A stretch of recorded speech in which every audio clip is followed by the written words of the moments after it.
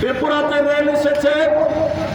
এই রেলপথ আমাদের শেষ সীমান্ত পর্যন্ত, শাহপুর পর্যন্ত নিয়ে যাওয়ার জন্য আমরা দীর্ঘ লড়াই চালিয়েছি। আমরা খুশি যে কাঞ্চনজঙ্ঘা এক্সপ্রেস শাহপুর পর্যন্ত পৌঁছেছে, সেখান থেকে শিয়ালদা পর্যন্ত যাবে। কিন্তু আমরা অত্যন্ত অবাক হয়েছি, আশ্চর্য হয়েছি যে বিলোনিয়া শহর, বিলোনিয়া জেলা হেডকোয়ার্টার, বিলোনিয়া রেল স্টেশনের স্টপেজ নেই। আপনারা শুনেছেন এবং জানেন, আপনারা বিলোনিয়া রেল লাইন ব্রিটিশ আমলের, সেই সময় থেকে বিলোনিয়া রেলের বাঁশি বাজে। বিলোনিয়া রেল আছে ওই চট্টগ্রাম ফেনীর সঙ্গে। এই বিলোনিয়াকে অবিভক্ত ভারতবর্ষের এই বিলোনিয়ার গুরুত্বপূর্ণ পুরনো একটা শহর, তার বাণিজ্য যোগাযোগ সমস্ত কিছুকে রক্ষা করার জন্য সেই ব্রিটিশ আমলে রেল লাইন তৈরি হয়েছে, রেল স্টেশন তৈরি হয়েছে। দেশভাগের পর দীর্ঘদিন পর এই রেল লাইন বন্ধ হয়ে গেছে।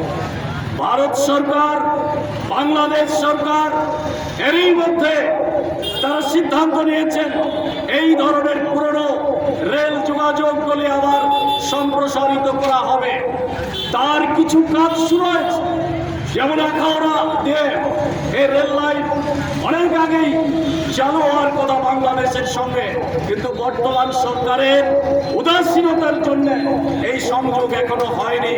যদিও আমরা এর মধ্যে শুনেছি আমাদের দেশের প্রধানমন্ত্রী বলেছেন এই রেল লাইন চালু হয়ে গেছে, কিন্তু বাস্তবে তা এখনো হয়নি, সে আলাদা কথা।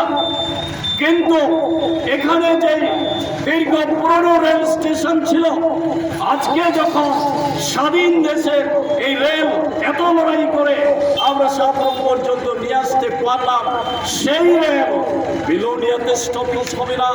অথচ এই বিলোনিয়া ভবিষ্যৎ আরো সম্প্রসারিত হবে।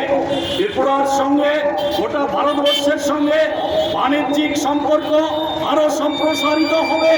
সেই সুযোগকে কাজে লাগানোর জন্য চট্টগ্রাম ফেনী হয়ে যে রেল লাইন আছে বিলোনিয়া পর্যন্ত, এই Belonia rail line Belonia stoppage পর্যন্ত সংযোগ করলে এটা আন্তর্জাতিক রেল লাইন বাংলাদেশের সঙ্গে সম্প্রসারিত হবে। অথচ দূরপাল্লার রেল লাইন এখন এখানে স্টপেজ দিচ্ছে না। এটা অত্যন্ত আশ্চর্যের। এটা বিলোনিয়ার জন্য এবং দক্ষিণ জেলার জন্য বঞ্চনা।